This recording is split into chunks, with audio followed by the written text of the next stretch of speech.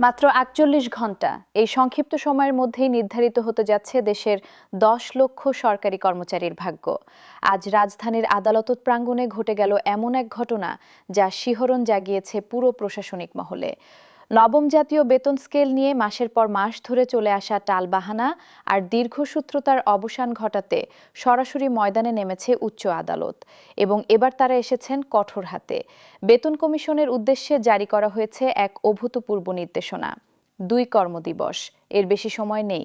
হয় এই সময়ের মধ্যে চূড়ান্ত প্রতিবেদন জমা দিতে হবে, নয়তো কমিশনের দায়িত্বশীল কর্মকর্তাদের বিরুদ্ধে আদালত অবমাননার কঠোর আইনি ব্যবস্থা। কোনো ছাড় নেই, কোনো সুযোগ নেই, কোনো অজুহাত গ্রহণযোগ্য হবে না। এই নির্দেশনা যেন বজ্রপাত হয়ে আছড়ে পড়েছে সচিবালয়ে। যে কমিশন গত ৬ মাস ধরে নিজেদের গতিতে কাজ করছিল, তাদের সামনে এখন মাত্র ৪৮ ঘণ্টার দেয়াল। কেঁপে উঠেছে দায়িত্বশীল কর্মকর্তারা। শুরু হয়েছে জরুরি বৈঠক। রাত দিন এক হয়ে গেছে তাদের জন্য, কারণ এই সময়সীমা পার হলে যা হবে তা ভাবতেই শিউরে উঠছেন অনেকে। অন্যদিকে আশার আলো জ্বলে উঠেছে লাখো কর্মচারীর চোখে, যারা মাসের পর মাস শুধু প্রতিশ্রুতি আর আশ্বাসের খাদ্যে জীবন কাটাচ্ছিলেন। তাদের কাছে আজকের এই আদালতের নির্দেশ যেন স্বর্গীয় বার্তা। দীর্ঘ অপেক্ষা শেষে অবশেষে দেখা মিলছে একটা সুনির্দিষ্ট আলোর, কারণ আদালত যখন কথা বলে তখন আর ঢিলে ঢালা চলে না।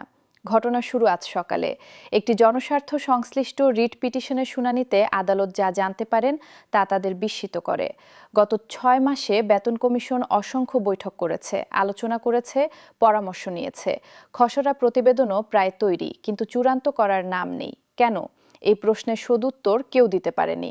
প্রশাসনিক জটিলতা, আর্থিক বিবেচনা, নানা অজুহাত, কিন্তু আদালত তা মানতে রাজি নন। আদালত পরিষ্কার বলে দিয়েছেন, সরকারি কর্মচারীদের ন্যায্য বেতন পাওয়া সাংবিধানিক অধিকার। এই অধিকার নিয়ে খেলার সুযোগ কারো নেই। মাসের পর মাস অপেক্ষা করানো, আশ্বাসের পর আশ্বাস দেওয়া, কিন্তু বাস্তবে কিছু না করা, এটা মেনে নেওয়া যায় না। তাই আজই জারি হলো সেই কঠোর নির্দেশনা। মাত্র ২ কর্মদিবস, প্রতিবেদন জমা দিতেই হবে। এই নির্দেশনার খবর যেই ছড়িয়েছে, সেই মুহূর্ত থেকেই বেতন কমিশনের অফিসে শুরু হয়েছে তোলপাড়। চেয়ারম্যান জরুরি বৈঠক ডেকেছেন, সব সদস্যকে হাজির হতে বলা হয়েছে। ছুটি টুটি সব বাতিল, একটাই লক্ষ্য, যেভাবেই হোক নির্ধারিত সময়ের মধ্যে প্রতিবেদন তৈরি করতে হবে, কারণ আদালতের রোষানলে পড়ার ঝুঁকি কেউ নিতে চান না। কিন্তু চ্যালেঞ্জটা সহজ নয় মোটেই। মাত্র ৪৮ ঘণ্টায় ২০টি গ্রেডের পূর্ণাঙ্গ বেতন কাঠামো চূড়ান্ত করা, প্রতিটি গ্রেডের বেতন, ভাতা, পেনশন, চিকিৎসা ভাতা সবকিছুর হিসাব নিকাশ নির্ভুলভাবে করতে হবে। একটা ভুল মানে ১৩ লক্ষ মানুষের জীবনে প্রভাব। এই দায় কাঁধে নিয়েই এগোতে হচ্ছে কমিশনকে। সূত্র জানাচ্ছে, আসলে কমিশনের কাজ অনেকটাই এগিয়েছিল, খসড়া প্রায় তৈরি, কিন্তু চূড়ান্ত করতে গিয়ে বারবার হোঁচট খাচ্ছিল তারা। বিভিন্ন মহলের চাপ, রাজনৈতিক বিবেচনা, আর্থিক সক্ষমতা নিয়ে দ্বিধা, এসব মিলিয়ে সিদ্ধান্ত নিতে পারছিল না। আদালতের এই কড়া নির্দেশ সেই দ্বিধা কাটিয়ে দ্রুত সিদ্ধান্তে পৌঁছাতে বাধ্য করছে। আর এদিকে সরকারি কর্মচারীদের মধ্যে এখন উৎসবের আমেজ। বিভিন্ন দপ্তরে, অফিসের করিডোরে, ক্যান্টিনে সবখানে একটাই আলোচনা, আদালতের এই নির্দেশনা। অনেকে বলছেন, এত মাস যা হয়নি এই ২ দিনেই হয়ে যাবে, কারণ আদালতের চাপ যখন, তখন আর কোনো অজুহাত খাটে না। একজন অষ্টাদশ গ্রেডের কর্মকর্তা নাম প্রকাশ না করার শর্তে বলেন, গত কয়েক মাস ধরে আমরা যে মানসিক চাপে ছিলাম তা বোঝানো সম্ভব নয়। একদিকে বাজারে সবকিছুর দাম আকাশ ছোঁয়া, বাড়ি ভাড়া, সন্তানের পড়ালেখার খরচ, চিকিৎসা, সবকিছু মেটাতে গিয়ে হিমশিম খাচ্ছিলাম। অন্যদিকে বেতন বাড়ার কোনো লক্ষণ নেই, শুধু বৈঠক হচ্ছে, আশ্বাস মিলছে, কিন্তু বাস্তবে কিছু হচ্ছে না। এখন আদালত যেভাবে হস্তক্ষেপ করলো, তাতে মনে হচ্ছে এবার আসলেই কিছু একটা হবে। বাংলাদেশ সরকারি কর্মচারী কল্যাণ ফেডারেশনের সভাপতি তার প্রতিক্রিয়ায় বলেন, আদালত প্রমাণ করে দিয়েছে যে এই দেশে আইনের শাসন আছে। সরকারি কর্মচারীদের অধিকার নিয়ে ছিনিমিনি খেলা যাবে না। আমরা মাসের পর মাস ধৈর্য ধরেছি, বিভিন্ন মাধ্যমে দাবি জানিয়েছি, কিন্তু কাজের কাজ কিছু হয়নি। আদালতের এই সাহসী পদক্ষেপ আমাদের দীর্ঘদিনের স্বপ্ন পূরণের পথ খুলে দিয়েছে। আইন বিশেষজ্ঞরা বলছেন, আদালতের এই হস্তক্ষেপ সম্পূর্ণ সাংবিধানিক এবং যুক্তিসঙ্গত। বিশিষ্ট আইনজীবী ডক্টর শাহদিন মালিক বলেন, সংবিধান অনুযায়ী রাষ্ট্রের কর্মচারীদের ন্যায্য পারিশ্রমিক নিশ্চিত করা সরকারের দায়িত্ব। এই দায়িত্বে অবহেলা হলে আদালত হস্তক্ষেপ করতে বাধ্য। আজকের এই নির্দেশনা শুধু বেতন কমিশনের জন্যই নয়, পুরো প্রশাসনিক ব্যবস্থার জন্য একটা বড় শিক্ষা। জনগণের অধিকার নিয়ে দীর্ঘসূত্রতা করা যাবে না। অর্থনীতিবিদ ডক্টর আহসান মনসুর বলেন, বেতনের স্কেল ঝুলিয়ে রাখা শুধু কর্মচারীদের জন্যই ক্ষতিকর নয়, পুরো অর্থনীতির জন্যও খারাপ।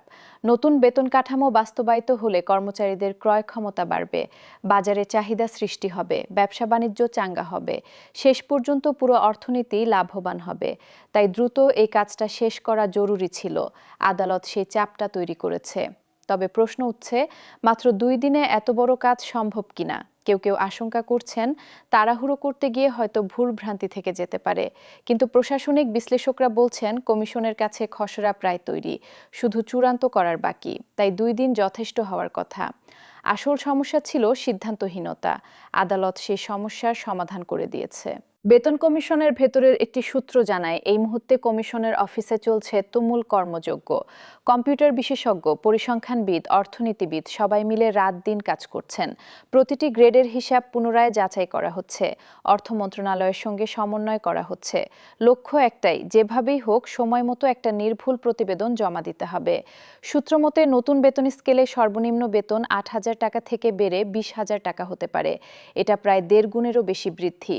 আর সর্বোচ্চ বেতন 78,000 থেকে বেড়ে হতে পারে 1,07,000 টাকা। এর মানে হলো, নিচের দিকের কর্মচারীদের বেতন বাড়ছে বেশি হারে, যাতে আয় বৈষম্য কমে।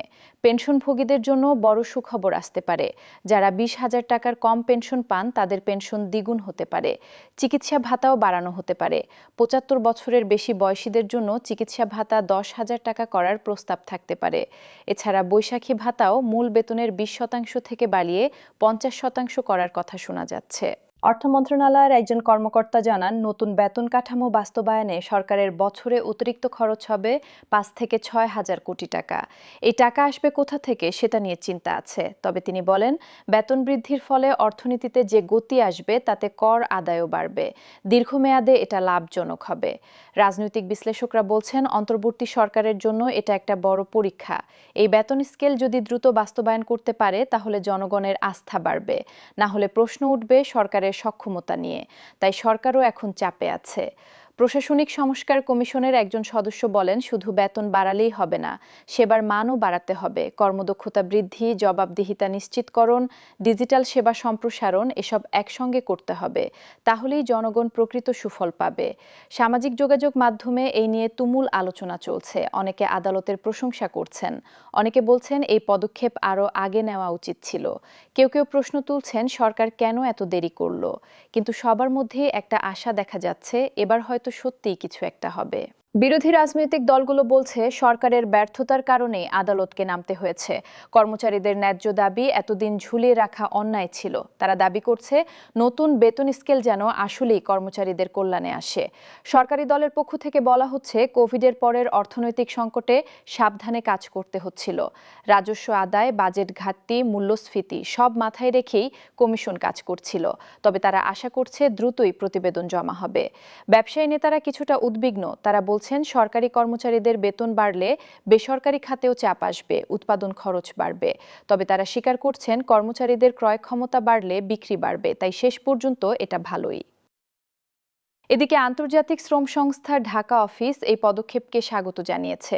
তারা বলছে, শ্রমিক কর্মচারীদের ন্যায্য মজুরি নিশ্চিত করা খুবই জরুরি। তবে তারা পরামর্শ দিয়েছে, বেসরকারি খাতের শ্রমিকদের ন্যূনতম মজুরিও বাড়ানো উচিত। শিক্ষক সমিতির নেতারা বলছেন, শিক্ষকদের জন্য বিশেষ সুবিধা থাকা উচিত। তারা জাতি গড়ার কারিগর।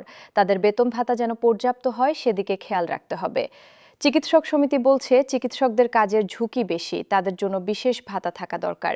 নতুন বেতন স্কেলে সেটা বিবেচনা করা হয়েছে কিনা তা দেখার বিষয়। প্রকৌশলী সমিতির নেতারা বলছেন, উন্নয়ন কাজে প্রকৌশলীদের ভূমিকা অনস্বীকার্য। তাদের বেতন সুবিধা যাতে প্রাইভেট সেক্টরের সঙ্গে প্রতিযোগিতায় টিকতে পারে, সেদিকে নজর দিতে হবে। মিডিয়া বিশ্লেষকরা বলছেন, এই পুরো ঘটনাটাই প্রমাণ করে মিডিয়া এবং জনমতের শক্তি। দীর্ঘদিন ধরে বিভিন্ন গণমাধ্যম বেতন স্কেল নিয়ে রিপোর্ট করেছে, সামাজিক মাধ্যমে আলোচনা হয়েছে। সেই চাপই শেষ পর্যন্ত আদালতকে হস্তক্ষেপ করতে বাধ্য করেছে। আইনের শিক্ষার্থীরা বলছে, এটা একটা গুরুত্বপূর্ণ নজির। ভবিষ্যতে অন্য ক্ষেত্রেও এই ধরনের আদালতিক হস্তক্ষেপ দেখা যেতে পারে। যেখানে জনগণের অধিকার লঙ্ঘিত হচ্ছে, সেখানে আদালত এগিয়ে আসবে। এখন সবার চোখ আগামী 2 দিনের দিকে। বেতন কমিশন কি সত্যি সময় মতো প্রতিবেদন জমা দিতে পারবে? প্রতিবেদনে কি থাকবে? সর্বনিম্ন সর্বোচ্চ বেতন কত হবে? পেনশন ভাতা সুবিধা কতটা বাড়বে?